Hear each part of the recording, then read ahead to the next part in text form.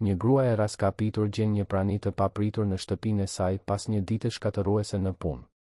Takimi do të zbulojë sekrete që do të ndryshojnë jetën e saj përgjithmonë. Një rrugëtim riparimi, dashurie dhe rindërtimi sapo ka filluar. Para se të dëgjoni këtë rrëfim të jashtëzakonshëm, mos harroni të regjistroheni në kanal për më shumë histori emocionuese. Arta ndjente çdo muskull të trupit t'i dhimbët, ndërsa ngjiste shkallët e apartamentit të vogël në katin e tretë. Ashensori ishte i prishur prej javësh, por administrata e ndërtesës duket se nuk shqetësohej për banorët e një lagjeje punëtore si kombinati në kryeqytet. Këmbët i rihnin brenda këpucëve me tak të ulët që i përdorte prej 3 vitesh, dhe çanta i peshonte mbi shpatulla sikur të mbante gur. Një tjetër ditë feri në korporatën Iliria. Më shumë mbledhje të pafundme ku zëri i saj injorohej, më shumë raporte që ajo e dinte se askush nuk do t'i lexonte me vëmendjen e duhur, më shumë orë shtesë të papaguara që e pengonin të merrte lirën nga shkolla. Fatmirësisht, motra e saj, Bora, ishte ofruar të kujdesej për vajzën gjatë mbrëmjes, duke e lejuar Artën të punonte përsëri deri në orën 10 të natës.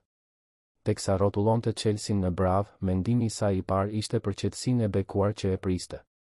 Pa televizor të ndezur fort, pa pyetje për darkën, pa detyra shkolle për të rishikuar.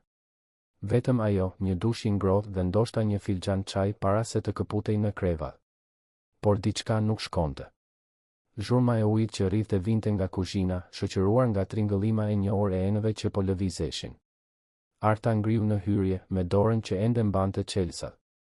Bora nuk e kishte lënë lirën në shtëpi, ishte e sigurt për këtë.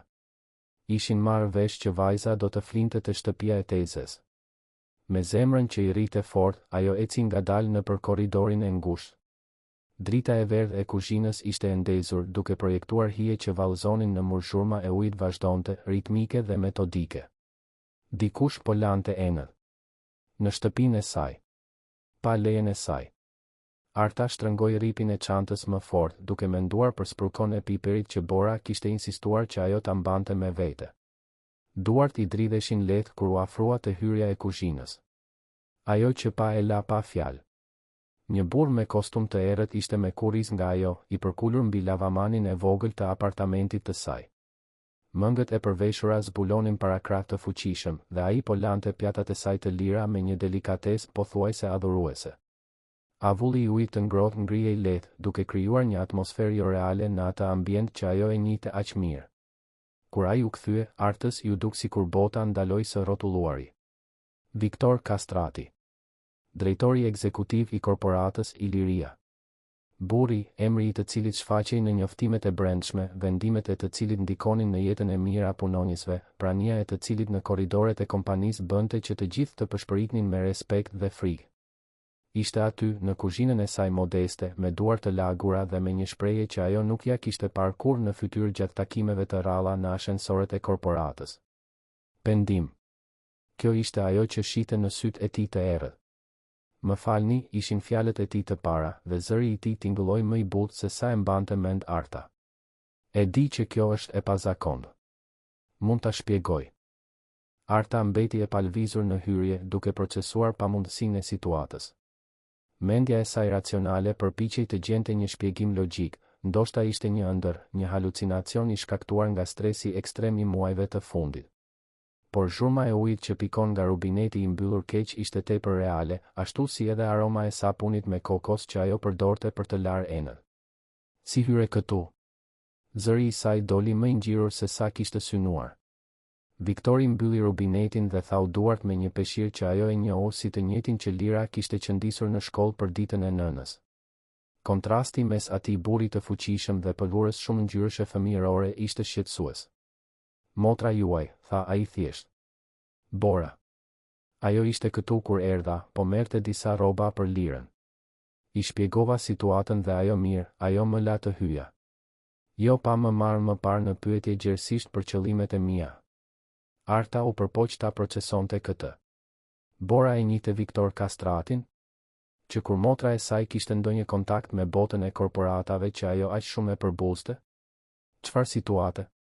Pyetja i doli nga buzët para se të mund të kontrollohej. Viktori e vendosi peshqirin me kujdes në vendin ku ajo e linte gjithmonë dhe u kthye plotësisht për t'u përballur me të. Në ndritën artificiale të kuzhinës, Arta mund të shite detaje që nuk I kishte vënë re kur, vijat e lodhjes rreth syve të tij, flokët paksa të çrregullt, kravatën e liruar në një mënyrë që sugjeronte një ditë po aq të gjatë sa e saj. Zbulova diçka për ju, Arta. Për mënyrën se si jeni trajtuar në kompani. Për padrejtësitë me të cilat jeni përballur. Ai bëri një pauzë, sikur po zgjidhte me kujdes fjalët e radhës. Dhe zbulova se jam pjesërisht përgjegjës për këtë. Apartamenti I vogël dukej sikur ishte zvogëluar edhe më shumë me praninë e tij. Arta mund të ndjente nxehtësinë që I rrezatonte nga fytyra, një përzierje sikleti dhe zemërimi në rritje.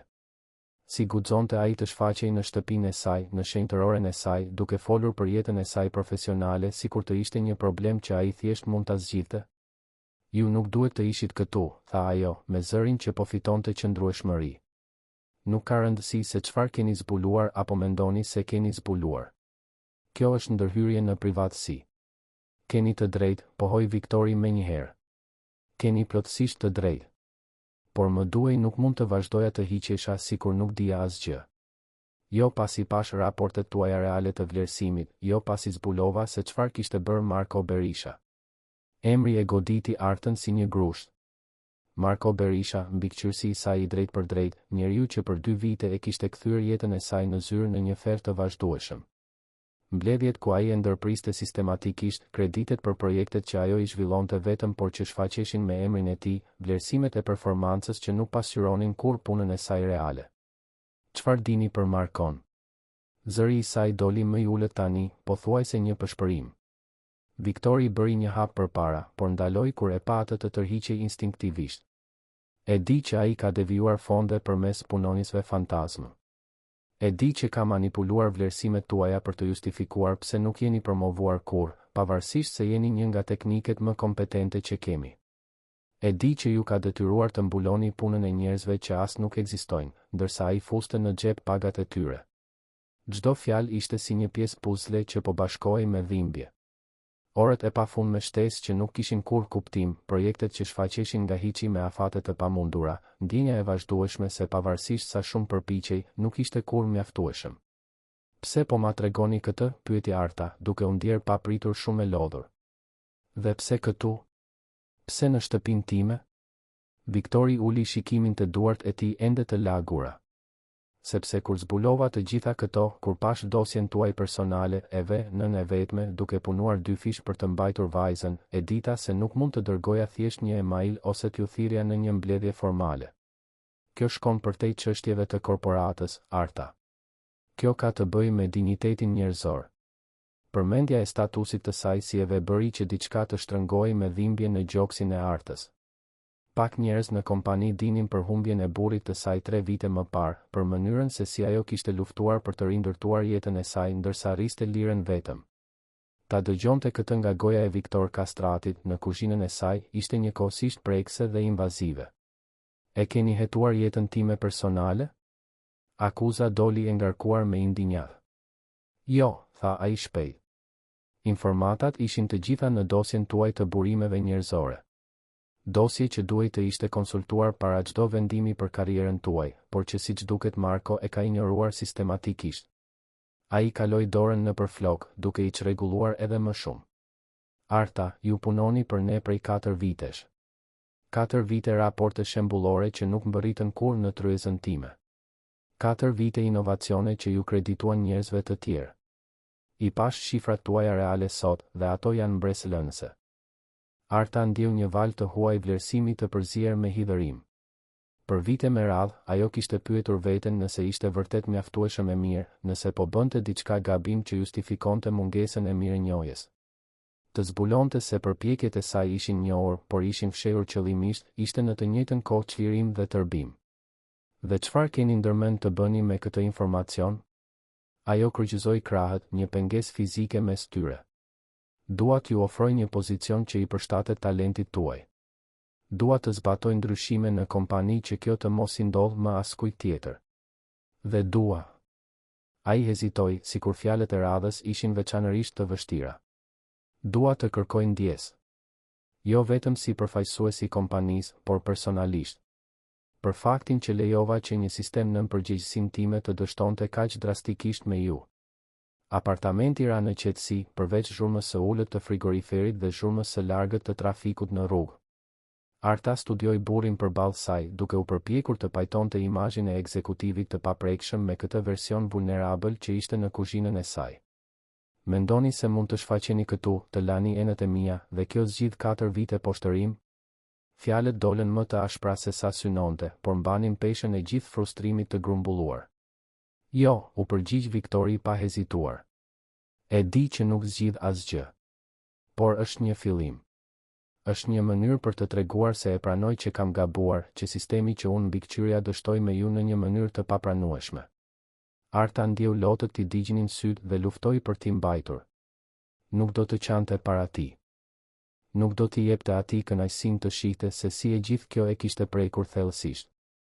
Kam nevojë që të ikni, tha ajo, me zërin që i dridhej lehtë. Më duhet ta procesoj të gjithë këtë. Dhe më duhet të marr vajzën time. Viktori pohoi me njëherë. Sigurisht.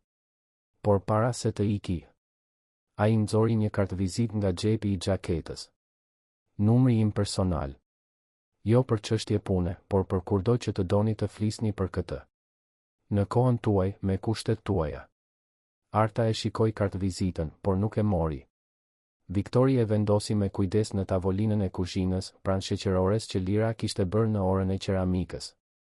Arta, tha ai butësisht, duke u drejtuar tashmë nga dera. Ajo që bëri Marko ishte e gabuar, dhe ai do të mbaj përgjegjësi siç duhet. Por ajo që bëra unë, ose që lash pa bërë, ishte gjithashtu e gabuar. Dhe kjo më takon mua. Pasi ai iku, Arta mbeti e palvizur në kuzhinë për minuta të gjata, duke parë enët e pastra që shkëlqenin në tharëse dhe kartvizitën mbi tavolinë. Jeta e saj sapo kishte marrë një drejtim që ajo nuk mund ta kishte imagjinuar kurrë, dhe ajo nuk e kishte idenë nëse ky ishte një bekim apo një ndërlikim për të cilin nuk ishte e përgatitur ta përballonte.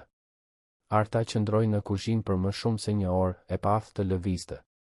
Enët e pastra pasqyronin dritën e tavanit, duke i kujtuar vazhdimisht se Viktor Kastrati kishte qenë aty, në atë hapësirë intime që ajo e konsideronte strehën e saj. Çdo pjatë, çdo filxhan duke i ndryshe tani, sikur mbante energjinë e pranisë së tij. Telefoni ra, duke e nxjerrë nga transi. Bora. Arta. Mbërrite në shtëpi? Si shkoi vizita? Zëri i motrës së saj tingëllonte i kujdesshëm, sikur nuk ishte e sigurt se si ta trajtonte temën. Arta u ul rënd në një nga karriget e tavolinës së vogël.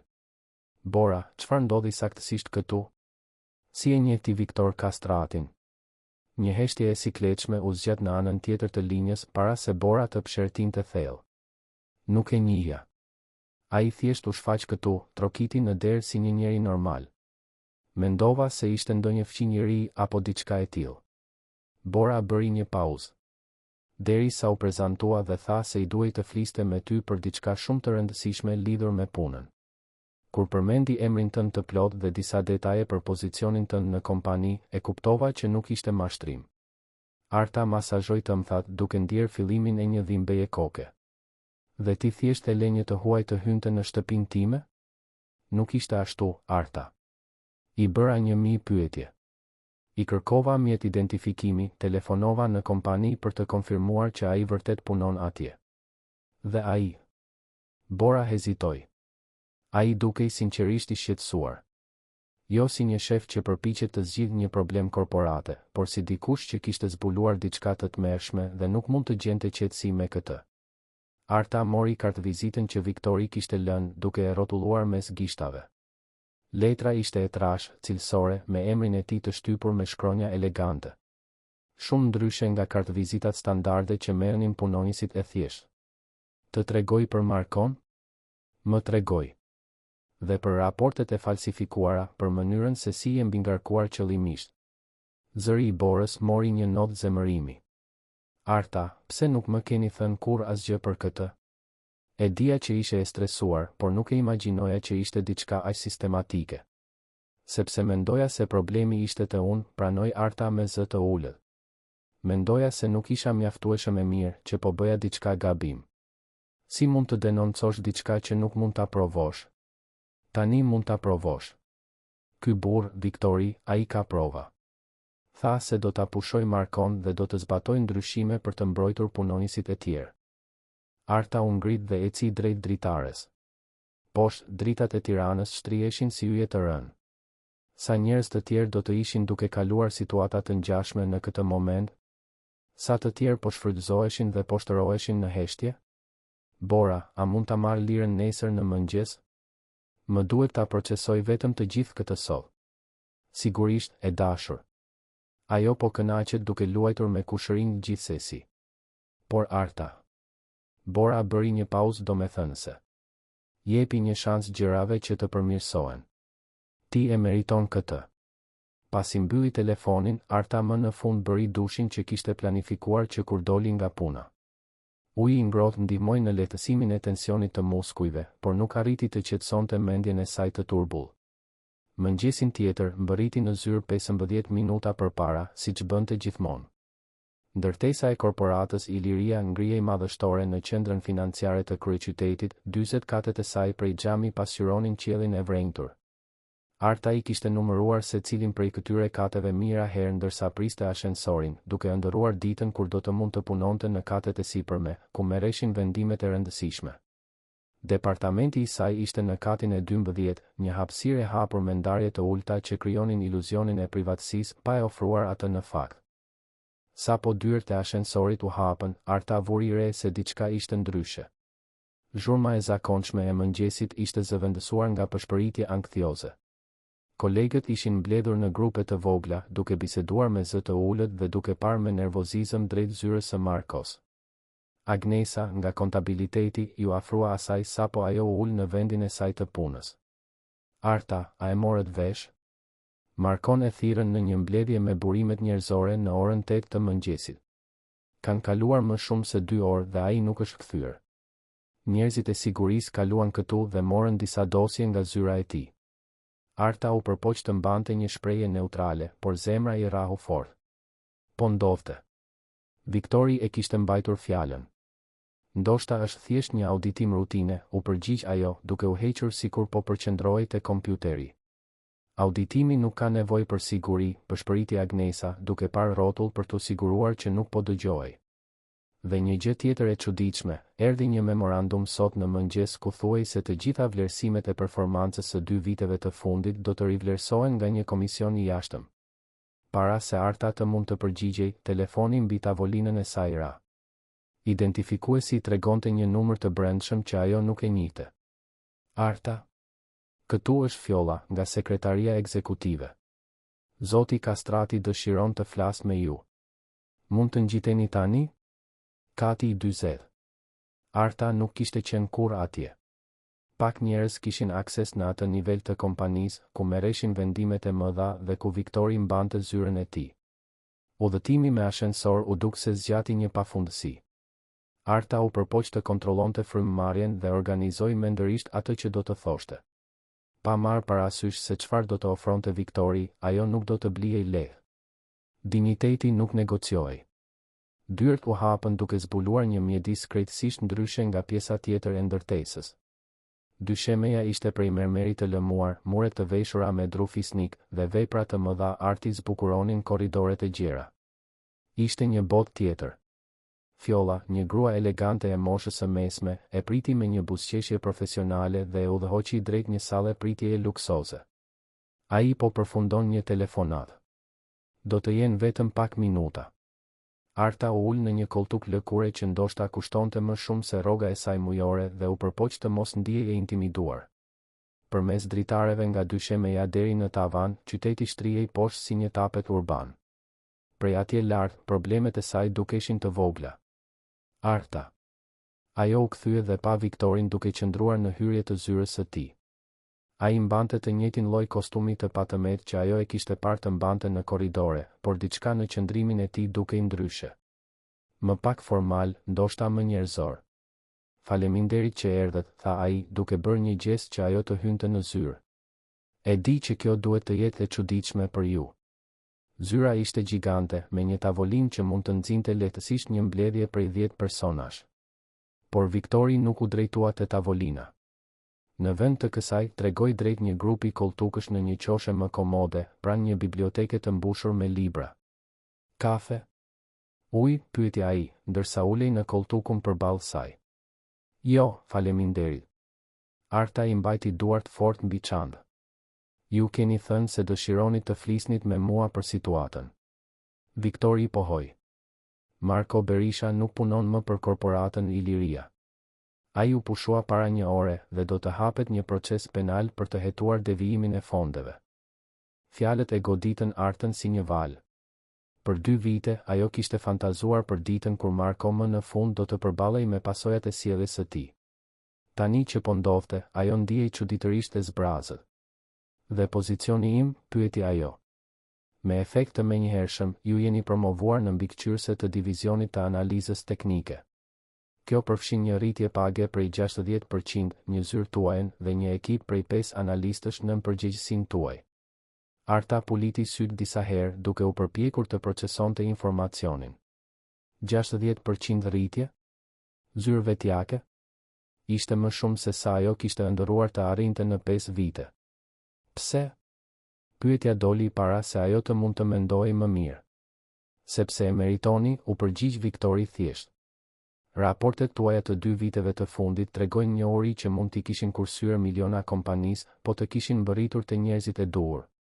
Analizat tuaja janë të saktë, rekomandimet tuaja janë praktike dhe etika juaj e punës është shembullore. Ose sepse ndiheni fajtor, ja ktheu Arta, duke e surprizuar veten me guximin e saj. Viktori nuk u duki ofenduar. Në fakt, një buzëqeshje e vogël preku cepin e gojës së tij. Edhe kjo. Por faji nuk është një bazë e fortë për vendime biznesi. Ky promovim ka kuptim si nga pikpamja morale, ashtu edhe financiare. Arta u ngrit dhe eci drejt dritares.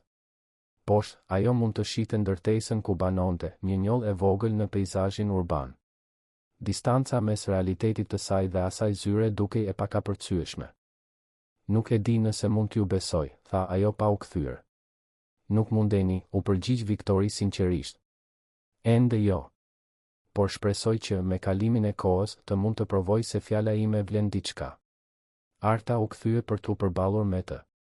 Dhe nëse e pranoj dhe zbuloj se kjo është vetëm një mënyrë për të shmangur një skandal më të madh, po sikur të më përdorni si simbol të diversitetit dhe përfshirjes kur në fakt asgjë nuk ka ndryshuar. Atëherë do të keni të gjithë të drejtën të largoheni, tha Viktori, duke u ngritur edhe ai.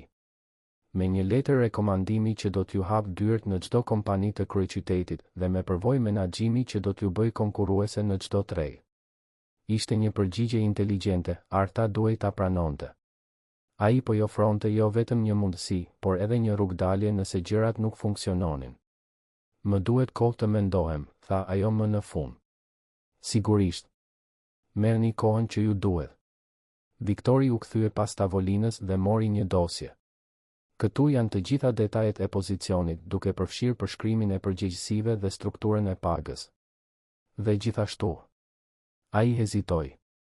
Një kopje të raporteve që Marko ka dorëzuar për ju kundrejt raporteve që ju keni prodhuar në të vërtetë. Mendoj se duhet ta shihni për masën e asaj që ai ka bërë. Arta mori dosjen me duar që i dridheshin lehtë. Një pjesë e saj nuk donte ta shihte për mbajtjen, nuk donte të konfirmonte atë që tashmë e dinte. Por një pjesë tjetër kishte nevojë të kuptonte plotësisht për masën e padrejtësisë që kishte pësuar. Arta, thiri Viktori kur ajo ishte pothuajse te dera.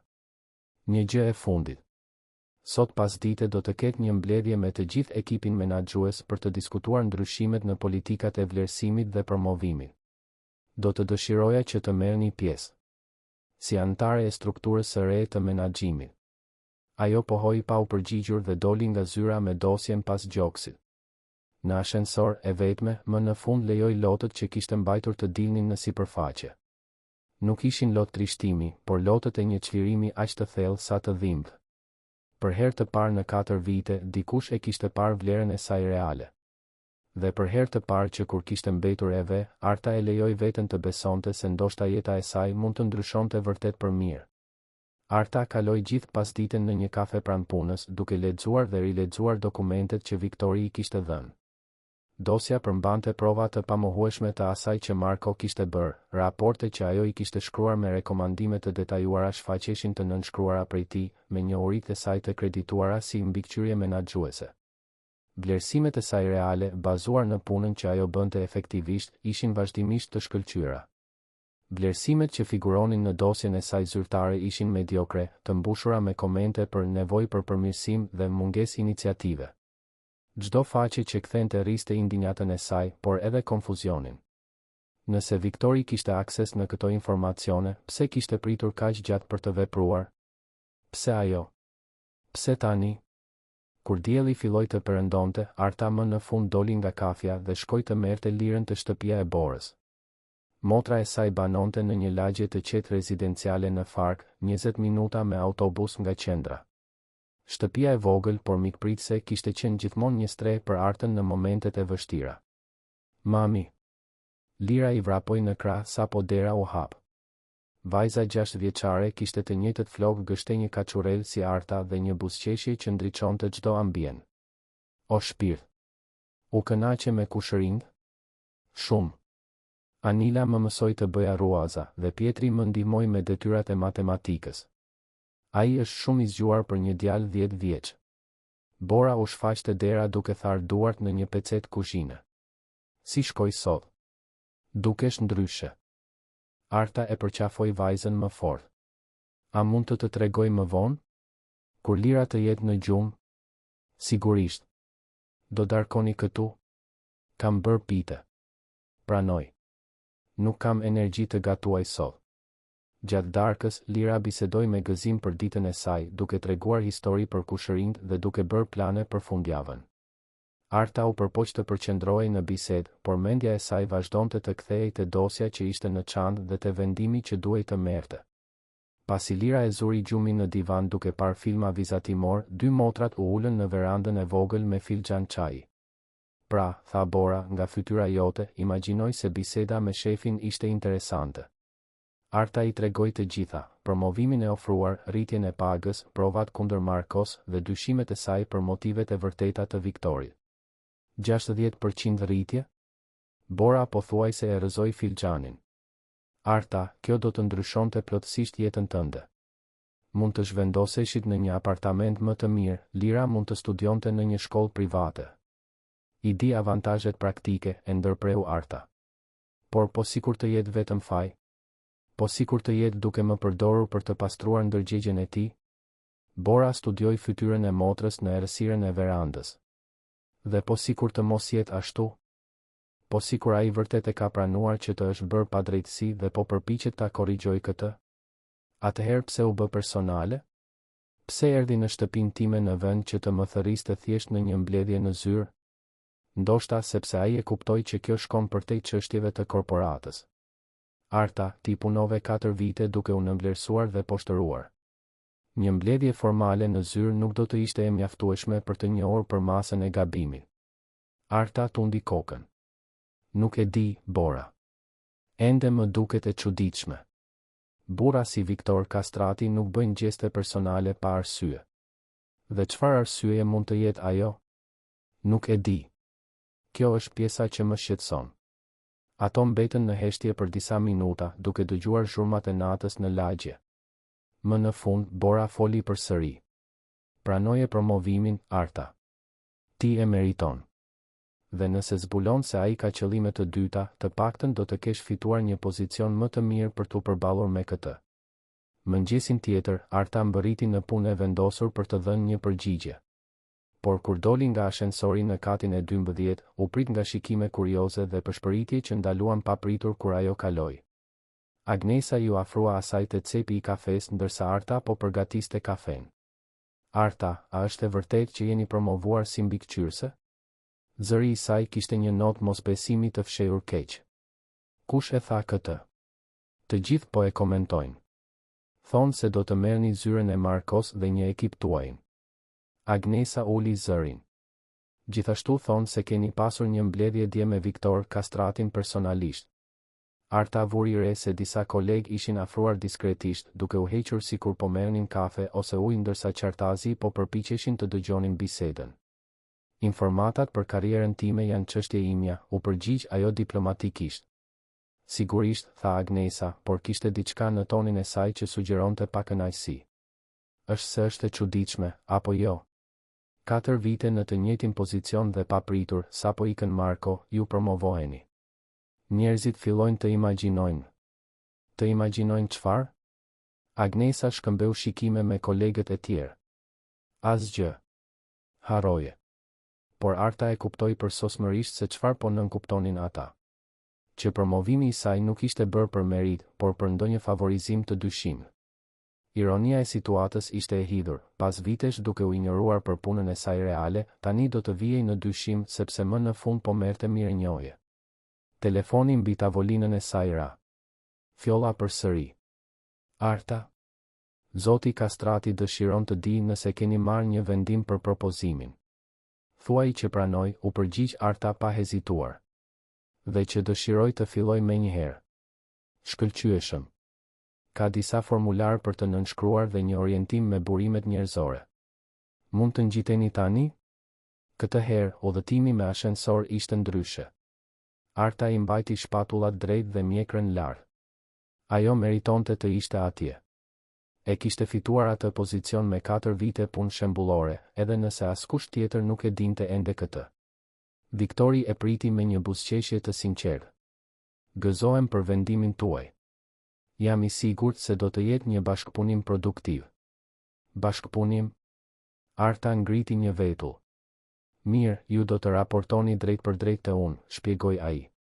Divizioni juaj do të punojë me analiza strategjike që do të ndikojnë në vendimet në nivel ekzekutiv. Do të jemi në kontakt të shpesh. Arta nuk e dinte nëse kjo ishte një avantazh apo një ndërlikim shtesë. Procesi i tranzicionit ishte më i shpejtë se sa ajo e kishte imagjinuar. Brenda 2 orëve, ajo kishte nënshkruar të gjitha dokumentet, kishte marrë çelësat e zyrës së saj të re dhe ishte prezantuar me ekipin e saj. Zyra e Markos ishte riorganizuar plotësisht, mobiljet e errëta u zëvendësuan me një tavolinë të qelët dhe moderne, perdet e rënda ja lanë vendin grilave që lejonin hyrjen e dritës natyrale dhe muret u dekoruan me bimë që i jepnin jetë ambientit. Ekipi i saj përbëhej nga 4 analistë të rinj dhe me talent, Teodori, i diplomuar rishtazi në ekonomi me prirje për modelim financiar, Anila, një statistikore me përvojë në analizën e të dhënave, Luka, një inxhinier që kishte kaluar në analizën e tregut, dhe Viola, një administratore me specializim në proceset organizative. Të gjithë, tha Arta në mbledhjen e saj të parë me ekipin, e di që ky tranzicion ishte i papritur. Gjithashtu e di që disa prej jush mund të kenë dyshime për aftësitë e mia drejtuese. Gjithçka që mund të premtoj është se do të jap më të mirën time për të krijuar një mjedis ku të gjithë mund të rriten profesionalisht. Teodori ngriti dorën. Arta, të gjithë ne e dinim që ju meritonit një promovim prej kohësh. Marko nuk jepte kur kredin e duhur për kontributet tuaja. Jemi të emocionuar të punojmë drejt për drejt me ju. Antarët e tjerë të ekipit pohuan në shenjë dakordësie. Arta ndjeu një ngrohtësi në gjoks. Të paktën disa njerëz e kishin vënë re punën e saj për gjatë viteve. Pjesa tjetër e javës kaloi në një vorbull mbledhjesh, raportesh dhe përshtatjeje me pozicionin e ri. Arta punoi më shumë orë se kur, por për herë të parë ndjente se çdo orë e investuar kishte një qëllim. Idetë e saj dëgjoheshin, zbatoheshin dhe kreditoheshin saktë. Të premten në mbrëmje, ajo mbërriti në shtëpi më vonë se zakonisht. Bora kishte marrë lirën nga shkolla dhe të dyja po përgatitnin pica shtëpie në kuzhinë kur Arta mbërriti. Mami. Tezja Bora tha që fitove një promovim në punë. Lira vrapoi ta përqafonte, me duart e bëra me miell. Është e vërtet, shpirt. Mami tani ka një post më të rëndësishëm. Kjo do të thotë që do të kemi më shumë para. Do të mund të blejmë atë kukullën që doja? Arta qeshi. Ndoshta. Por fillimisht do të jemi të zgjuara me parat, dakord? Bora buzëqeshi pas lirës. I tregova për promovimin, por nuk hyra në detaje për pjesën tjetër. Po mbaronin darkën kur zilja e derës ra. Arta mblodhi vetullat, nuk priste askën. Kur hapi derën, pothuajse e la të binte pjatën që mbante ende në dorë. Viktor Kastrati ishte në korridor, por këtë herë nuk mbante kostum. Ishte veshur me gjinse dhe një këmish rastësore dhe mbante një qese që dukej se kishte ushqim. Më falni që u shfaqa pa njoftuar përsëri, tha ai shpejt. Solla akullore. Mendova se ndoshta do të dëshironit të festonit javën tuaj të parë si mbikëqyrëse. Para se Arta të mund të përgjigjej, Lira u shfaq pas saj. Oh! Ju jeni ai xhaxhi që po lante enët e mamit. Vajza buzëqeshi hapur. Jeni shoku i mamit? Viktori shikoi Artën, qartazi pa ditur si të përgjigjej. Ajo pshertiu dhe e hapi derën më shumë. Hyni. Por vetëm për pak minuta. Viktori hyri dhe u ul në lartësinë e Lirës. Përshëndetje. Unë jam Viktori. Dhe ti duhet të jesh Lira, apo jo? Mami jote flet shumë për ty. Ajo flet për mua në punë? Lira u dukshëm krenare. Flet, po. Tha se je shumë e zgjuar dhe se të pëlqen të vizatosh. Është e vërtetë. Doni të shihni vizatimet e mia? Para se Arta të mund të ndërhynte, Lira po e tërhiqte tashmë Viktorin nga dora drejt sallonit, ku vizatimet e saj ishin të shpërndara mbi tavolinën e mesit. Bora u shfaq në kuzhinë me një shprehje argëtuese. Mirë, kjo është interesante. Bora, ky është Viktor Kastrati. Viktor, motra ime Bora.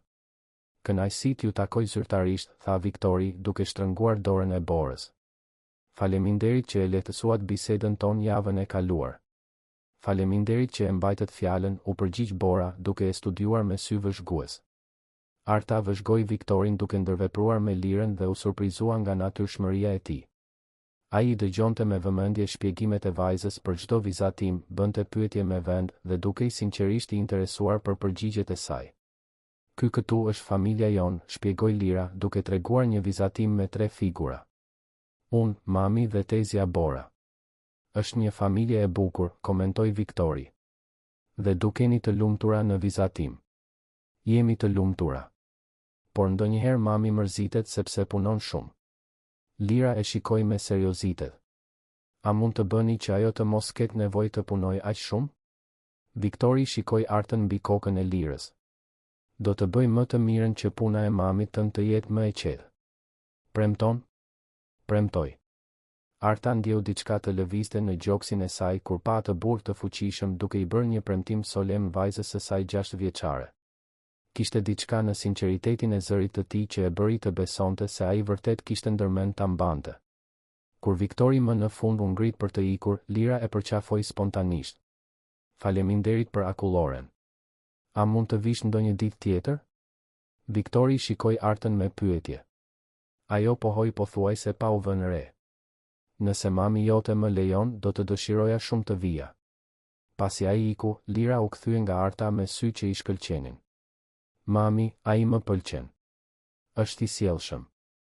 Arta e përqafoi vajzën, duke kuptuar se mbrojtjet e saj po fillonin të zbuteshin. Ndoshta Bora kishte të drejtë. Ndoshta ishte koha për t'i dhënë një shans gjërave që të ndryshonin. Javët e para të Artës si mbikëqyrëse ishin një provë zjarri. Raportet e saj mbërrinin drejt për drejt në tavolinën e Viktorit, i cili i lexonte personalisht dhe shpesh i përcillte për diskutim në bordin ekzekutiv. Për herë të parë, Arta ndjente se puna e saj kishte ndikim real në vendimet e kompanisë. Por jo gjithçka ishte fush me lule. Të hënën e javës së saj të tretë në detyrë, Arta u thirr në një mbledhje me Agim Selimin, drejtorin financiar më të vjetër të kompanisë. Agimi ishte mbi të 60-tat, me flokë krejtësisht të bardhë dhe me një reputacion për mungesë fleksibiliteti që e paraprinte në të gjithë korporatën. Arta, tha ai sapo ajo hyri në sallën e mbledhjeve në katin e 38. Zëri i tij ishte i ftohtë dhe formal. U luni. Në tavolinë, përveç Agimit, ishin edhe 3 drejtorë të tjerë që ajo i njihte vetëm me shikim. Klima ishte qartazi armiqësore. Kam disa shqetësime për promovimin tuaj të fundit, vazhdoi Agimi, duke shfletuar disa letra para tij. Veçanërisht për shpejtësinë me të cilën ndodhi gjithçka. Arta mbajti qëndrimin drejt. Kualifikimet e mia janë të dokumentuara në historikun tim profesional. Po, por procesi i zakonshëm i promovimit përfshin vlerësime nga mbikëqyrës të shumtë, komitete rishikimi dhe një periudhë tranzicioni gradual. Agimi e shikoi mbi syze. Në rastin tuaj, duket se këto protokolle u përshpejtuan. Ndoshta sepse rrethanat ishin të veçanta, u përgjigj Arta, duke zgjedhur me kujdes fjalët. Ah, po. Rrethanat. Agimi u mbështet në karrige. Pushimi i papritur i Marko Berishës, pretendimet për sjellje të keqe, nevoja për ndryshime të shpejta. Shumë e përshtatshme. Arta ndjeu gjakun t'i ngjitej në fytyrë. Me gjithë respektin, zoti Selimi, nuk shoh asgjë të përshtatshme në faktin që jam shfrytëzuar për 2 vite. Shfrytëzuar është një fjalë e rëndë, e reja. Dhe akuzat serioze kërkojnë prova serioze. Ai shkëmbeu shikime domethënëse me drejtorët e tjerë. Disa prej nesh janë të shqetësuar për precedentin që kjo krijon. Punonjës që bëjnë pretendime kundër mbikëqyrësve duke shkaktuar hetime të brendshme që rezultojnë në pushime dhe promovime të papritura. Provat ekzistojnë, tha Arta prerë. Viktor Kastrati i shqyrtoi ato personalisht. Ah, po. Viktori. Agimi buzëqeshi në një mënyrë që nuk i preku sytë. Drejtori ynë i ri ekzekutiv ka qenë shumë proaktiv kohët e fundit. Ndoshta tepër. Arta e kuptoi se ajo mbledhje nuk ishte vetëm për të. Ishte për Viktorin dhe ndryshimet që ai po zbatonte në kompani. Cili është saktësisht qëllimi i kësaj bisede, pyeti ajo. Të sigurohemi që të gjithë ta kuptojnë se korporata Iliria vlerëson stabilitetin dhe proceset e vendosura, u përgjigj një nga drejtorët e tjerë, një burr me pamje të rrept që ajo besonte se quhej Filip. Ndryshimet e nxituara mund të krijojnë instabilitet. Dhe instabiliteti është i keq për biznesin, shtoi Agimi. Arta u ngrit. Zotërin, i kuptoj shqetësimet tuaja. Por fokusi im është të bëj punën më të mirë të mundshme në pozicionin që më është ofruar. Nëse ka pyetje për proceset e brendshme, sugjeroj që ti diskutoni drejt për drejt me Viktor Kastratin. Ajo doli nga dhoma me zemrën që i rrite fort, por duke ruajtur dinjitetin. Vetëm kur mbërriti te ashensori lejoi që duart t'i dridheshin lehtë. Në kthim në zyrën e saj, Arta u përpoq të përqendrohej në punë, por biseda me Agimin e kishte tronditur më shumë se sa donte ta pranonte. Ishte e qartë se promovimi i saj kishte krijuar val në strukturën hierarkike të kompanisë dhe se Viktori përballej me rezistencë të brendshme për veprimet e tij. Rreth orës 7 të mbrëmjes, kur shumica e punonjësve kishin ikur tashmë, telefoni i saj i brendshëm ra. Arta? Ende jeni aty? Ishte Viktori. Po. Pse? Mund të zbres? Më duhet të flas me ju. Pak minuta më vonë, ai u shfaqte dera e zyrës së saj. Duke i lodhur dhe kishte një tension në fytyrën e tij që ajo nuk e kishte parë më parë. Si shkoi mbledhja me Agimin sot, pyeti ai, duke u ulur në karrigen përballë tavolinës së saj. Ju e dinit? Agimi më njoftoi se donte të bisedonte me ju.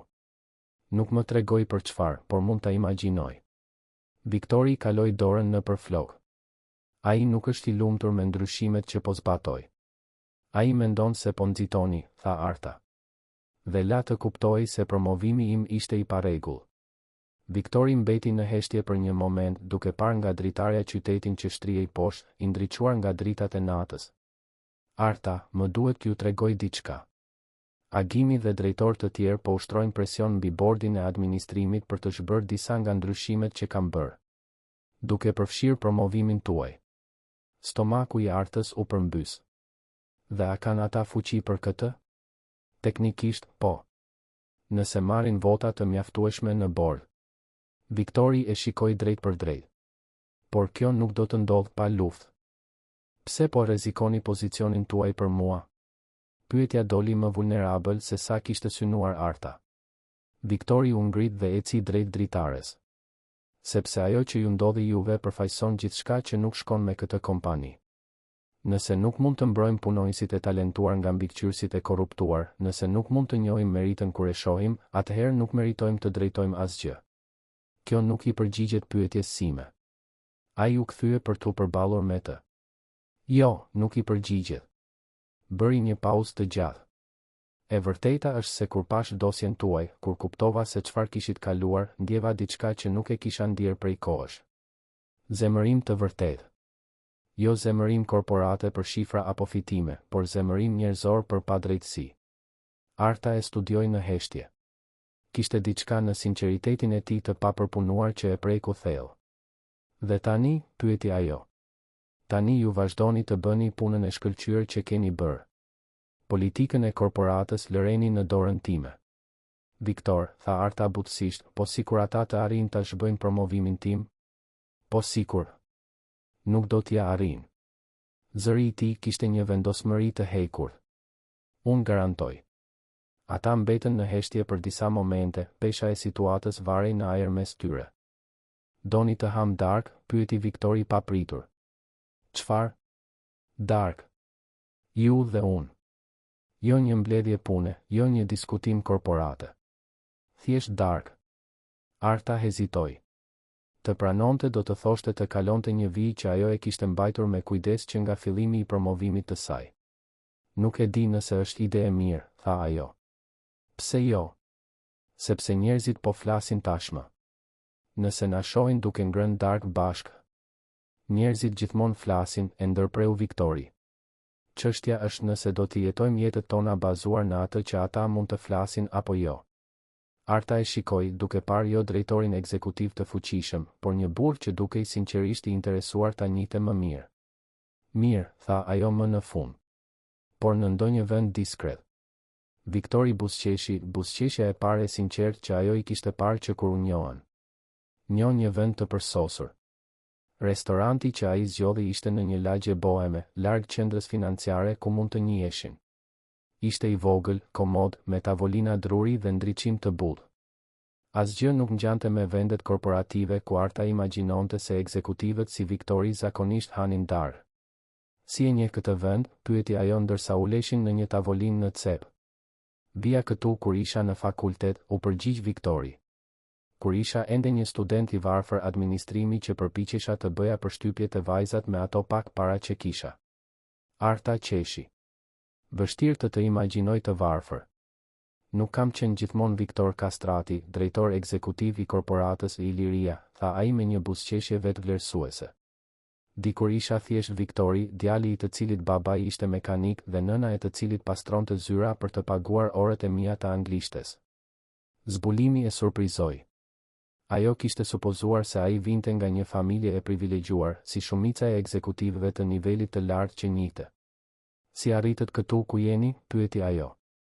Punë, studim, disa goditje fati dhe shumë zgjedhje të vështira përgjatë rrugës. Viktori piu një glënjë verë. Dhe ju? Si ishte jeta juaj para korporatës I Iliria? Arta I tregoi për studimet e saj në inxhinieri, për mënyrën se si e kishte njohur burrin e saj në fakultet, për ëndrat që ndanin për të ndërtuar një jetë së bashku. Foli për mënyrën se si gjithçka ndryshoi kur ai u sëmur, se si ajo u detyrua të linte planet e saj përpas universitare për t'u kujdesur për të dhe më pas për lirën. Duhet të ketë qenë shumë e vështirë, tha Viktori butësisht. Ishte. Por më mësoi gjithashtu se jam më e fortë se sa e imagjinoja. Arta luajti me ushimin në pjatë. Ndonjëherë mendoj se ai do të ishte krenar për këtu ku kam arritur. Jam I sigurt se do të ishte. Ata biseduan për më shumë se 2 orë duke zbuluar pika të përbashkëta surprizuese. Të dy ishin rritur në familje punëtore, të dy vlerësonin edukimin mbi pothuajse çdo gjë, të dy kishin një marrëdhënie të komplikuar me suksesin financiar. A mund të bëj një pyetje personale, tha Arta ndërsa ndanin një ëmbëlsirë. Sigurisht. Pse nuk jeni martuar kurrë? Jo se më takon mua, shtoi ajo shpejt. Viktori buzëqeshi. Nuk gjeta kur dik që të më bënte të dëshiroja të ndaloja së vrapuari pas qëllimit të radhës profesional aq kohë sa të ndërtoja diçka reale. Dhe tani? Ai e shikoi drejt për drejt në sy. Tani po filloj të vë në dyshim nëse të gjitha këto qëllime profesionale vlejnë diçka nëse nuk ka askëm të veçantë për t'i ndarë. Arta ndjeu zemrën t'i rritë shpejt. Kishte diçka në intensitetin e shikimit të tij që e bënte të ndihej sikur ishte personi I vetëm në restorant, ndoshta në boll. Viktor, filloi ajo, por ai ngriti dorën lehtë. Nuk ka nevojë të thoni asgjë tani. Thjesht mendojeni. Kur ai e la në shtëpi më vonë atë natë, Arta mbeti te dritarja e apartamentit, duke parë dritat e pasme të makinës së tij që zhdukeshin në rrugë. Për herë të parë në 3 vite, ajo e lejoi veten të imagjinonte se si do të ishte të kishte dikë të veçantë në jetën e saj përsëri. Por bashkë me atë mundësi erdhi edhe frika. Frika se do të lëndoj, frika se do të lëndonte lirën, dhe frika se e gjithë kjo ishte vetëm një iluzion që do të zhdukej po aq shpejt sa ishte shfaqur. 2 javë pas darkës, situata në korporatën Iliria ishte intensifikuar në mënyrë dramatike. Arta mbërrinte në punë çdo ditë duke u ndier sikur ecte mbi akull të hollë. Shikimet e kolegëve ishin një përzierje kurioziteti dhe pakënaqësie, dhe pëshpëritjet ndalonin papritur sa herë që ajo shfaqej. Pika që e mbushi kupën erdhi një të enjte në mëngjes. Agnesa ju afrua tavolinës së Artës me një shprehje që përziente sikletin dhe ligësinë. Arta, më duhet t'ju tregoj diçka. Njerëzit po komentojnë për ju dhe Viktorin. Çfarë lloj komentesh? Agnesa uli zërin në mënyrë konspirative. Dikush ju ka parë duke ngrënë darkë bashkë javën e kaluar. Në një restorant romantik. Dhe tani të gjithë po thonë se promovimi juaj nuk ishte për meri. Arta ndjeu stomakun t'i përmbysej. Kush e ka thënë këtë? Të gjithë po flasin. Thonë se keni një marrëdhënie personale dhe se për këtë arsye ai ju promovoi. Agnesa u afrua edhe më shumë. Arta, si shoqe, më duhet t'ju pyes, a është e vërtetë? Nuk i takon askujt, u përgjigj Arta ftohtë. Mund të mos na takoj neve, por po ndikon në mënyrën se si njerëzit ju shohin profesionalisht. Disa po thonë se do të bëjnë një ankesë formale në burimet njerëzore. Pjesa tjetër e ditës kaloi si në mjegull. Arta u përpoq të përqendrohej në punë, por çdo e qeshur që dëgjonte në korridor, çdo bisedë që ndalonte kur ajo afrohej, e bënte të ndihej sikur po disektohej publikisht. Pas dite, mori një ftesë për një mbledhje urgjente me departamentin e burimeve njerëzore. Zemra pothuajse i ndaloi kur pa kush ishte në dhomë, drejtoresha e burimeve njerëzore, Ana Gashi, Agim Selimi dhe 2 anëtar të bordit që ajo nuk i njihte personalisht. Arta, u luni, tha Ana me një buzëqeshje të sforcuar. Kemi marrë disa shqetësime për marrëdhënien tuaj me zotin Kastrati. Çfarë lloj shqetësimesh? Agimi u anua përpara. Shqetësime për korrektësinë profesionale. Nëse promovimi juaj ishte i bazuar në merit apo në faktorë të tjerë. Promovimi im ishte i bazuar në 4 vite punë shembullore që u injorua sistematikisht nga mbikëqyrësi im i mëparshëm, u përgjigj Arta, duke e mbajtur zërin të qëndrueshëm. Askush nuk po vën në pyetje punën tuaj, tha Ana diplomatikisht. Por janë ngritur pyetje për dukjen e parregullsisë. Një marrëdhënie personale mes një punonjësi dhe mbikëqyrësit të tij të drejtë për drejtë mund të krijojë konflikte interesi. Nuk ka marrëdhënie personale, gënjeu Arta. Dëshmitarët thonë të kundërtën, ja ktheu Agimi ftohtë. Jeni parë duke ngrënë darkë bashkë në një ambient qartazi jo profesional. Arta u ngrit. Me gjithë respektin, jeta ime personale nuk është çështje e kësaj kompanie, për sa kohë që nuk ndërhyn në performancën time profesionale. Por ndërhyn, foli për herë të parë një nga anëtarët e bordit. Ndërhyn në perceptimin e drejtësisë dhe transparencës në strukturën tonë organizative. Çfarë saktësisht po sugjeroni? Ana shkëmbeu shikime me të tjerët. Po sugjerojmë që ndoshta do të ishte më mirë për të gjithë të përfshirët nëse do të konsideronit një transferim në një departament tjetër. Ose ndoshta një leje të përkohshme ndërsa i zgjidhim këto çështje. Po më ndëshkoni për diçka që as nuk e kam konfirmuar se ekziston? Nuk është ndëshkim, tha Agimi ftohtë. Është menaxhim rreziku. Arta doli nga mbledhja duke u dridhur nga zemërimi dhe poshtërimi. Gjithçka po shpërbëhej. Reputacioni i saj, pozicioni i saj, dinjiteti i saj, gjithçka që kishte fituar po vijej në dyshim bazuar në thashetheme dhe insinuata. U kthye në zyrën e saj dhe gjeti Viktorin duke e pritur.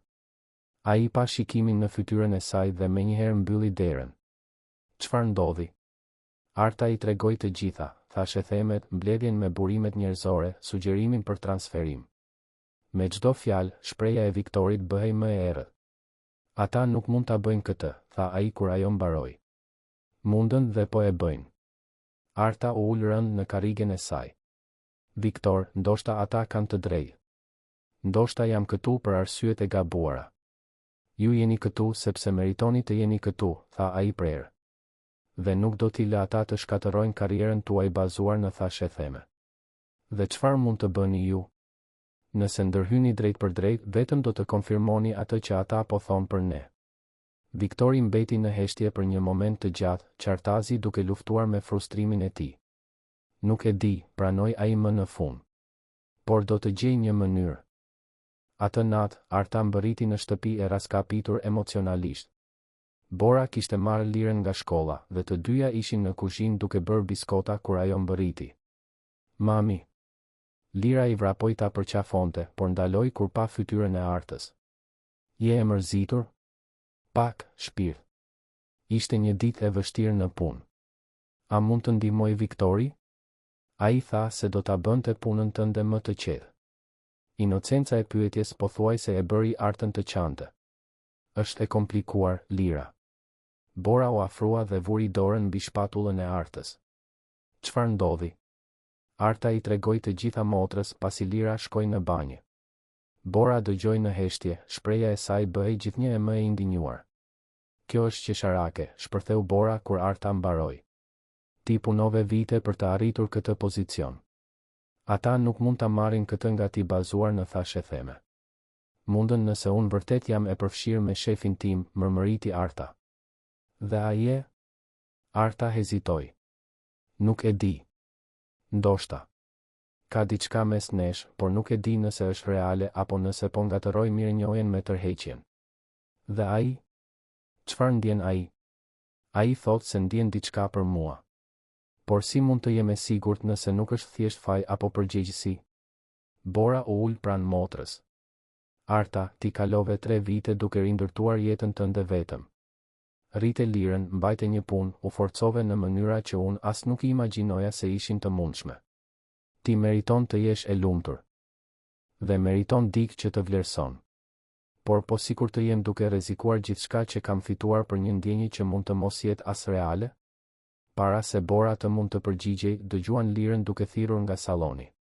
Të dyja vrapuan për të parë se çfarë po ndodhte dhe e gjetën vajzën të kërrusur në divan, duke mbajtur stomakun. Mami, po ndihem keq, tha Lira me zë të dobët. Arta vrapoi të ekzaminonte vajzën. Vajza ishte e zbehtë dhe e nxehtë në prekje, qartazi me ethe. Bora, a mund të më çosh në spital? Mendoj se është më mirë të mos rrezikojmë. Spitali publik Nën Tereza ishte i mbushur, si gjithmonë. Kaluan orë të tëra në sallën e urgjencës, me Lirën që alternonte mes të qenit e përgjumur dhe të qarit. Mjeku më në fund e vizitoi rreth mesnatës dhe diagnostikoi një infeksion viral që duhej monitoruar. Arta ishte e raskapitur dhe e shqetësuar kur më në fund u kthyen në shtëpi në orën 3 të mëngjesit. Lirën e zuri gjumi në makinë dhe ajo e mbajti në krah me ndihmën e Borës. Do të rri unë këtu sot, tha Bora. Ti duhet të shkosh në punë dhe dikush duhet të kujdeset për të. Nuk e di nëse mund të shkoj në punë duke e ditur se ajo është e sëmurë. Arta, ti nuk mund të humbasësh më ditë. Jo tani, me gjithë këtë që po ndodh. Bora kishte të drejtë, por ideja për të lënë Lirën e sëmurë për t'u përballur me një tjetër ditë tensioni në punë e bëri Artën të ndiej e bllokuar mes dy përgjegjësive të pamundura për t'u pajtuar. Në mëngjes, pas një nate pothuajse pa gjumë duke kontrolluar ethet e Lirës, Arta u bë gati të shkonte në punë. Lira ishte pak më mirë, por ende e dobët dhe me nevojë për kujdes. Mami, duhet të ikësh, pyeti Lira me zë të mekur. Duhet, shpirt.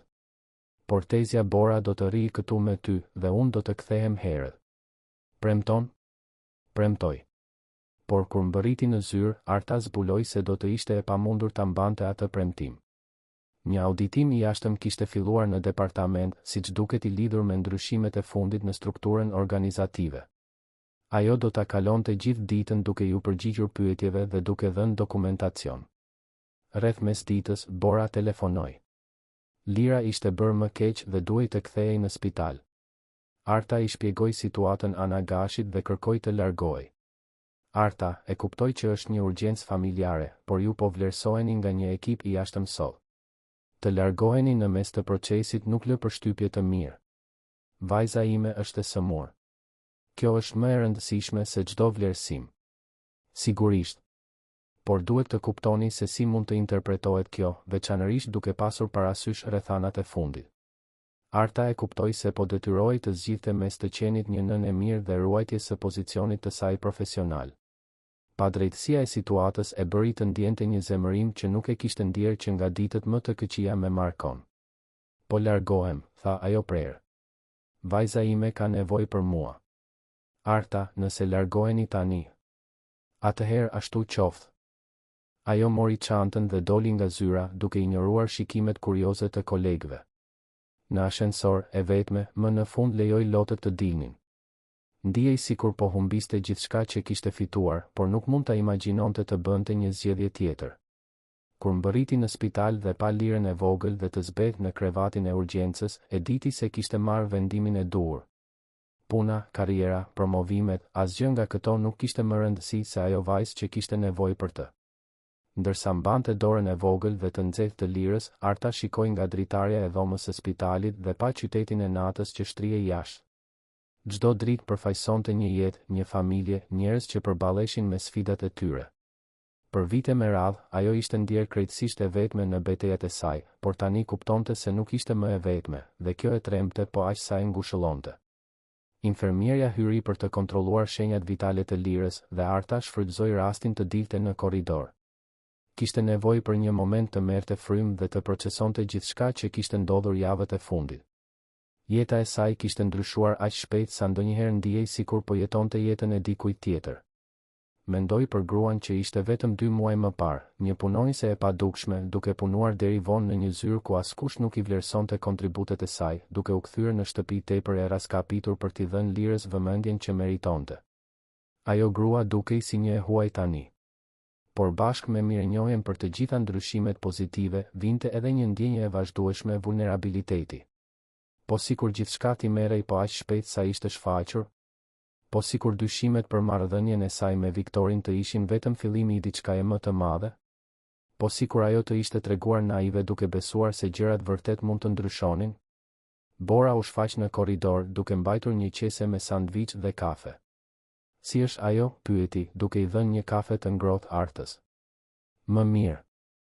Dhe për herë të parë pas një kohe të gjatë, pavarësisht të gjitha frikërave, Arta e lejoi veten të besonte se ndoshta, vetëm ndoshta, gjërat vërtet mund të shkonin mbar. Por ndërsa mbante dorën e vajzës, Arta nuk mund ta shmangte ndjenjen se jeta e saj po shpërbëhej përsëri, dhe këtë herë ajo nuk e dinte nëse do të kishte forca për ta rindërtuar. Arta kaloi 6 orët e ardhshme në spital, duke alternuar mes bisedave me mjekët dhe momenteve pranë krevatit ku Lira dremiste e shqetësuar. Infeksioni ishte më serioz se sa ishte diagnostikuar fillimisht dhe vajza do të duhej të qëndronte e shtruar për të paktën 2 ditë për monitorim. Bora mbërriti me rroba të pastra dhe ushqim, por Arta mezi mund të mendonte për të ngrënë. Mendja e saj ishte e ndarë mes shqetësimit për vajzën dhe ankthit për atë që po ndodhte në punë. E dinte se mungesa e saj gjatë auditimit do të interpretohej si papërgjegjshmëri, por nuk mund të pendohej për zgjedhjen që kishte bërë. Ishte pothuajse mbrëmje kur ajo vuri re një lëvizje të çuditshme jashtë dhomës. Infermierët pëshpëritnin mes tyre dhe shikonin drejt korridorit kryesor. Arta doli të shihte se çfarë po ndodhte dhe pothuajse u pengua kur pa Viktor Kastratin duke ecur në drejtim të saj, duke mbajtur një buqet me lule shumë ngjyrëshe dhe një ari pelushi. Si e more vesh, ishin fjalët e para që arriti të thoshte. Bora më telefonoi, u përgjigj ai thjesht. Tha se Lira ishte e shtruar dhe se ju kishit nevojë për mbështetje. Ju nuk duhet të ishit këtu. Tashmë ka thashë theme të mjaftueshme për ne. Viktori ndaloi para saj dhe e shikoi drejt për drejt në sy. Arta, a vërtet mendoni se më interesojnë thashë themet kur vajza juaj është e sëmurë? Diçka në sinqeritetin e zërit të tij bëri që rezistenca e Artës të fillonte të shpërbëhej. Viktor, a mund ta shoh? Arta pohoi dhe e shoqëroi brenda në dhomë. Lira ishte zgjuar duke luajtur dobët me një libër ngjyrosjeje që Bora kishte sjell. Kur pa Viktorin, sytë e saj u ndriçuan. Viktor, erdhe të më vizitosh. Sigurisht që erdha, tha ai, duke u ulur në karrigen pranë krevatit. Solla disa gjëra për ty ky ariu këtu duket pak i trishtuar, mendoj se ka nevojë për dikë të guximshëm si ti që të kujdeset për të. Lira e përqafoi ariun pas gjoksit. Është shumë i bukur. Si e dite që isha e sëmurë? Tezja Bora më tregoi. Dhe unë desha të vija këtu për t'u siguruar që do të bëhesh mirë. Dukesh i shqetësuar, vuri re Lira me perceptimin e mprehtë të fëmijëve. Viktori buzëqeshi, por Arta mund të shite tensionin në shpatullat e tij. Jam pakës i shqetësuar. Por kjo është sepse më intereson shumë për ty dhe për mamin tënd. Edhe neve na intereson për ty, tha Lira natyrshëm. Apo jo, mami? Arta ndjeu zemrën t'i shtrëngoi. Po, shpirt. Na intereson. Viktori qëndroi për 2 orë duke treguar histori për Lirën dhe duke e bërë të qeshte pavarësisht se po ndihej keq. Arta vëzhgonte ndërveprimin mes tyre dhe kuptonte se sa natyrshëm dukej gjithçka, sikur ai të ishte një pjesë e familjes që kishte qenë gjithmonë aty. Kur Lirën më në fund e zuri gjumi, Viktori dhe Arta dolën në korridor. Si është situata në punë? Pyeti ajo, duke u dridhur nga përgjigjja. E komplikuar, pranoi Viktori. Agimi e përdori mungesën tuaj sot për të vënë edhe më shumë në dyshim për kushtimin tuaj ndaj kompanisë. Po ushtron presion mbi bord për një vendim definitiv për pozicionin tuaj. Arta u mbështet në mur, duke u ndjerë sikur bota po shembej. Do të pushohem nga puna, apo jo? Mbi trupin tim të vdekur, tha Viktori me një vendosmëri të hekur që e surprizoi atë. Viktor, ju nuk mund të vazhdoni të rrezikoni pozicionin tuaj për shkakun tim. Pse jo? Sepse. Arta luftoi të gjente fjalët. Sepse nuk e di nëse ja vlej. Viktori ju afrua asaj duke i vendosur duart butësisht mbi shpatullat e saj. Më shiko, Arta. Ajo me ngurim ngriti syt për të takuar të tij. Ju vleni çdo rrezik që unë mund të marr, tha ai butësisht. Jo vetëm si profesioniste, megjithse jeni e jashtëzakonshme në atë që bëni. Por si person. Si nën. Si gruaja më e fortë dhe më e vendosur që kam njohur ndonjëherë. Viktor. Më lini ta përfundoj. Unë kalova gjithë jetën duke ndërtuar një karrierë, duke grumbulluar pushtet dhe burime, por nuk e kuptova kur për çfarë. Derisa ju njoha juve dhe Lirën. Ju të dyja më bëtë të kuptoj se asgjë nga këto nuk vlen diçka nëse nuk kemi njerëz që duam për t'i ndarë. Arta ndjeu lotët t'i digjinin syt. Po thoni se. Po them se ju dua. Dhe dua Lirën. Dhe nëse kjo ndërlikon jetën time profesionale, atëherë ashtu qoftë. Ka gjëra më të rëndësishme se karriera. Fjalët që ajo kishte pasur frikë dhe dëshirë t'i dëgjonte më në fund u thanë. Arta shikoi atë burr që ishte shfaqur në jetën e saj si një uragan, duke transformuar gjithçka, dhe kuptoi se edhe ajo ishte dashuruar me të. Jo për pozicionin që ai mbante apo për atë që ai mund të ofronte, por për personin e sjellshëm dhe të vendosur që kishte parë duke ndërvepruar me vajzën e saj. Edhe unë të dua, përshpëriti ajo. Viktori e puthi butësisht aty në korridorin e spitalit, pa u shqetësuar për infermierët që kalonin dhe shikimet kurioze. Ishte një puthje që vuloste jo vetëm atë që ndjenin për njëri tjetrin, por edhe angazhimin për t'u përballur së bashku me çfarëdo që të vinte përpara. Mëngjesin tjetër, Lira ishte shumë më mirë. Mjeku tha se ajo mund të dilte pasdite nëse nuk do të kishte ndërlikime. Viktori kishte kaluar natën në një karrige në dhomë, duke insistuar se nuk donte t'i linte vetëm. Viktor, tha Lira ndërsa hante mëngjesin që ai kishte sjell nga kafeteria e spitalit, a do të jesh ti baba im i ri? Pyetja i kapi të dy të rriturit në befasi. Viktori shikoi Artën, qartazi pa ditur si të përgjigjej. Pse e pyete këtë, shpirt, tha Arta butësisht. Sepse ai kujdeset për ne siç do të kujdesej babi im. Dhe sepse ju shiheni në të njëjtën mënyrë siç shiheshit ti dhe babi në foto. Arta ndjeu zemrën t'i shtrëngoi. Lira ishte shumë e vogël kur babai i saj u sëmur dhe nuk kishte shumë kujtime prej tij, por siç duket kishte ruajtur ndonjë kujtim të mënyrës se si prindërit e saj duheshin. Lira, tha Viktori me kujdes, kjo është diçka që mami jote dhe unë po e zbulojmë së bashku.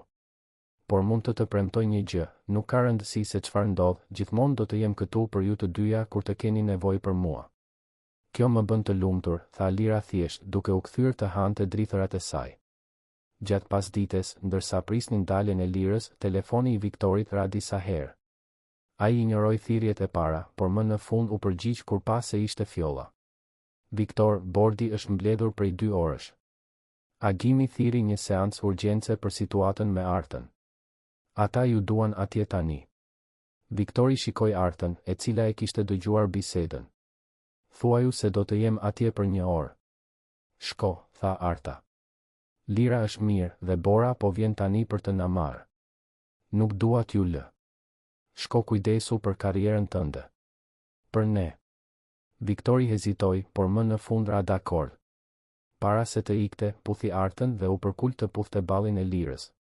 Kujdesu për mamin tënd për mua, i tha ai vajzës. Gjithmonë kujdesem, u përgjigj Lira me seriozitet. Mbledhja e bordit ishte një nga më të tensionuarat e karrierës së Viktorit. Agimi kishte përgatitur një dosje të plot për sjelljen e tij të papërshtatshme dhe instabilitetin menaxhues që vendimet e tij kishin shkaktuar. Kishte fotografi të tyre duke ngrënë darkë, raporte të punonjësve për ndryshime të papritura dhe pyetje mbi legjitimitetin e pushimit të Markos. Viktor, tha kryetari i bordit, një burr rreth të 70-tave i quajtur Arjan Berisha, pa lidhje familjare me Markon, thjesht koincidencë mbiemri. Këto janë akuza serioze. Si përgjigjeni? Viktori u ngrit dhe eci drejt dritares së sallës së mbledhjeve. Nga kati i 40 mund të shihte të gjithë qytetin që shtrihej poshtë. Mendoi për Artën dhe Lirën në spital, për gjithçka që kishin kaluar së bashku, për forcën që ato kishin treguar.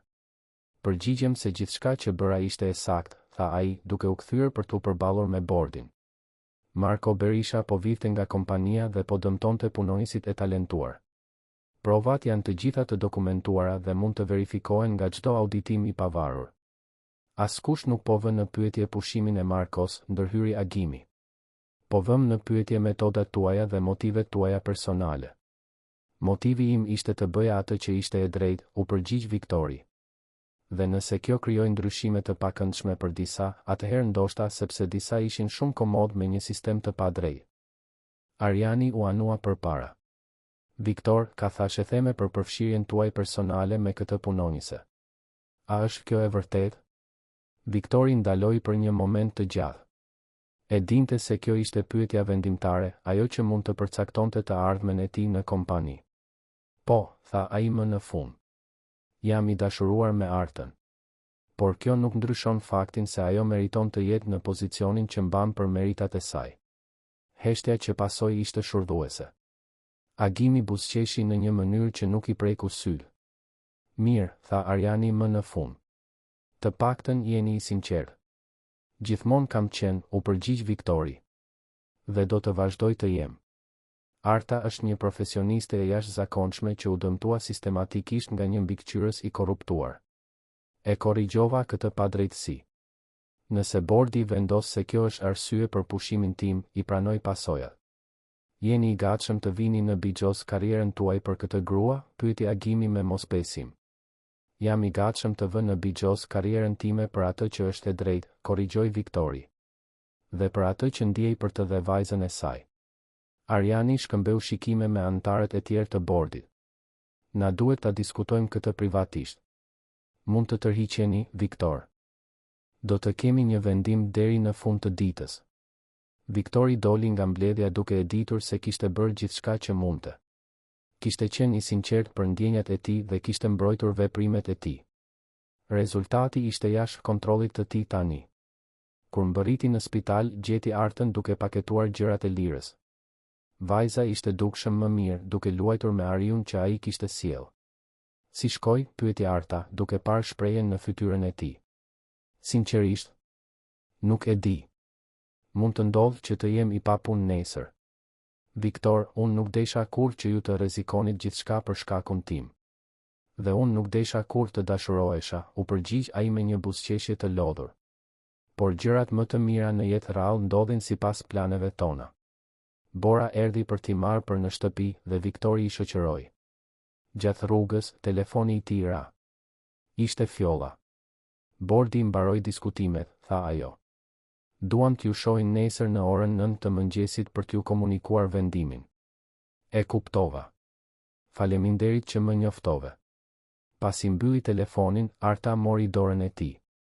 Nuk ka rëndësi se çfarë ndodh nesër. Do të gjejmë një mënyrë të jemi bashkë. Viktori shtrëngoi dorën e saj si përgjigje, por të dy e dinin se do të përballeshin me sfida të vështira nëse ai humbte pozicionin e tij. Mëngjesin tjetër, Viktori u vesh me të njëjtin kujdes që bënte gjithmonë për mbledhje të rëndësishme. Por këtë herë ndjente një paqe të huaj. Kishte fjetur pak, por e kishte kaluar natën duke menduar për atë që vërtet kishte rëndësi në jetën e tij. Mbërriti në zyrë herët dhe shkoi drejt për drejt në sallën e bordit. Arjani ishte atje, bashkë me anëtarët e tjerë, por Agimi ishte dukshëm mungesë. Viktor, u luni, tha Ariani. Patëm një diskutim të gjatë mbrëm. Dhe arritëm në disa konkluzione. Viktori u përgatit për më të keqen. Së pari, një auditim i jashtëm konfirmoi se veprimet tuaja në lidhje me Marko Berishën ishin jo vetëm të justifikuara, por të nevojshme. Ai kishte devijuar më shumë se 20 milion lekë gjatë 2 viteve. Viktori ndjeu një çlirim të kujdesshëm. Së dyti, rishikimi i dosjeve të personelit konfirmoi se Arta vërtet ishte dëmtuar sistematikisht dhe se promovimi i saj ishte jo vetëm i duhur, por i vonuar. Ariani bëri një pauzë dhe studioi Viktorin për një moment. Së treti, megjithse marrëdhënia juaj personale me një vartëse krijon një situatë delikate, pranojmë se ju njohet fillimisht si kolegë dhe se ndjenjat tuaja u zhvilluan pasi ju morët njohuri për padrejtësitë që ajo kishte pësuar. Viktori mezi mund ta besonte atë që po dëgjonte. Sidoqoftë, vazhdoi Ariani, për të shmangur çdo dukje të parregullsisë, bordi vendosi që Arta do të transferohet për të raportuar drejt për drejt te unë, në një divizion të ri të analizës strategjike që po krijojmë. Kjo e largon atë nga mbikëqyrja juaj e drejt për drejt, por mban pozicionin dhe përgjegjësitë e saj. Po Agimi, pyeti Viktori. Agimi vendosi të dalë në pension të parakohshëm. Duket se edhe ai kishte disa marrëveshje të dyshimta që preferon të mos I shoh të hetuara më thellë. Viktori mbeti në heshtje, duke procesuar gjithçka. Jo vetëm që ai kishte mbajtur pozicionin e tij, por edhe Arta ishte e mbrojtur dhe pengesat kryesore për marrëdhënien e tyre ishin hequr. Ka një kusht, shtoi Ariani. Dëshirojmë që ju dhe Arta të jeni plotësisht transparent për marrëdhënien tuaj. Asnjë sekret. Nëse keni ndërmend të ndërtoni diçka bashk, bëjeni hapur. Nuk duam asgjë më shumë se këtë, u përgjigj Viktori. Shkëlqyeshëm. Atëherë e konsideroj këtë çështje të zgjidhur. Viktori doli nga mbledhja duke u ndier sikur mund të fluturonte. Mori ashensorin drejt zyrës së Artës dhe e gjeti atë duke punuar, qartazi e tensionuar. Si shkoi, pyeti ajo sapo e pa. Fituam, tha ai thjesht. Arta u ngrit nga karrigia, mezi duke besuar. Si? Viktori I tregoi të gjitha, auditimin, konfirmimin e meritave të saj, transferimin, pensionimin e Agimit. Me çdo fjalë, fytyra e Artës ndriçohej më shumë. Kjo do të thotë se mund të jemi bashkë pa fshehur asgjë, plotësoi Viktori. Nëse dëshiron. Arta vrapoi në krahët e tij dhe ai e rrotulloi në ajër, të dy duke qeshur si fëmijë.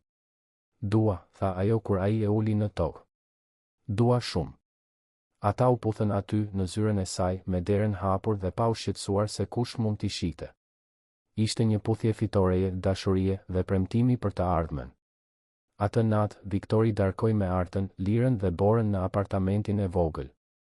Lira ishte shëruar plotësisht dhe ishte e gëzuar me praninë e tij. Gjatë ëmbëlsirës, ajo bëri një pyetje që I kapi të gjithë në befasi. Viktor, kur ti dhe mami të martoheni, a do të zhvendosemi në një shtëpi të madhe? Viktorit pothuajse I mbeti akulloria në fy. Lira. Çfarë? Do të martoheni, apo jo? Arta u skuq thellësisht. Shpirt, këto gjëra kanë nevojë për kohë. Por ju duheni. Dhe njerëzit që duhen martohen. Kështu funksionon. Viktori shikoi Artën dhe pa tek ajo të njëjtën shprehje që po ndjente edhe ai, surprizë, por edhe një dëshirë të thellë që pyetja e pafajshme e Lirës të ishte një parashikim I të ardhmes. Lira, tha Viktori me kujdes, mami jote dhe unë po zbulojmë se si do të jetë e ardhmja jonë bashkë. Por mund të garantoj një gjë, ju të dyja jeni njerëzit më të rëndësishëm të jetës sime tani. Kjo do të thotë që do të rrish? Përgjithmonë, u përgjigj Viktori pa hezituar. Lira buzëqeshi rrezatuese dhe u kthye të hante akulloren sikur të kishte zgjidhur të gjitha problemet e botës. Më vonë, pasi Lira shkoi në gjumë, Viktori dhe Arta u ulën në verandën e vogël të apartamentit, duke vëzhguar dritat e qytetit. Ajo ka të drejtë, e di, tha Viktori butësisht. Për çfarë? Për njerëzit që duhen dhe martohen. Dhe për zhvendosjen në një shtëpi të madhe. Ai u kthye për ta parë. Arta, e di që është herët dhe e di që kemi kaluar shumë drama për një jetë të tërë. Por nuk mund ta imagjinoj të ardhmen time pa ju të dyja. Arta u mbështet në krahët e tij. As unë nuk mundem. Atëherë ndoshta duhet të fillojmë ta planifikojmë këtë të ardhme. Ndoshta duhet. Ata qëndruan kështu për një kohë të gjatë, duke planifikuar një jetë bashkë që kishte filluar në mënyrën më të pamundur. Një burr i fuqishëm duke larë pjata në një kuzhinë modeste, duke u përpjekur të riparonte padrejtësitë që kishte lejuar të ndodhnin. Një grua e fortë që kishte luftuar vetëm për aq shumë kohë, më në fund duke gjetur dikë të gatshëm të luftonte në krah të saj. 6 muaj më vonë, Viktori dhe Arta u martuan në një ceremoni të vogël, me Lirën si shoqëruese nuseje dhe Borën si dëshmitare. Vajza insistoi që torta të kishte formë zemre dhe që Viktori të premtonte zyrtarisht të ishte babai i saj i ri. Ata u zhvendosën në një shtëpi në periferi, me një kopsht ku Lira mund të luante dhe dhoma të mjaftueshme për familjen që ëndërronin të zgjeronin. Viktori mbajti pozicionin e tij në korporatën Iliria, por me një perspektivë krejtësisht të re mbi atë që do të thoshte sukses. Arta lulëzoi në divizionin e saj të ri, duke u bërë një nga strategët më të respektuara të kompanisë. Por ndoshta momenti më i veçantë ishte një natë të diel, kur Viktori po lante enët e darkës, këtë herë me dëshirën e tij, dhe Lira iu afrua. "Viktor," tha ajo, duke tërhequr këmishën e tij për të marrë vëmendje. "Po, shpirt? Faleminderit që u kujdeset për mamin dhe për mua." Viktori u gjunjëzua për të qenë në lartësinë e saj, duke ndier sytë t'i mbusheshin me lodh. "Faleminderit që më lejuat të jem pjesë e familjes suaj." Lira e përqafoi fort. "Ti ishe gjithmonë pjesë e familjes son. Thjesht u desh pak kohë që të gjenim njëri tjetrin." Dhe në atë moment, Viktori e diti se kishte gjetur jo vetëm dashurinë e jetës së tij, por qëllimin që kishte kërkuar gjatë gjithë atyre viteve të ambicies dhe kërkimit për sukses. Ndonjëherë, fitoret më të mëdha vinin të maskuara si vulnerabilitetet më të mëdha. Dhe ndonjëherë, të lash enët e dikujt mund të ishte hapi i parë për të larë shpirtin tënd. Fundi i historisë. Të dashur dëgjues, shpresojmë që historia e Artës, Viktorit dhe Lirës të ketë prekur zemrat tuaja.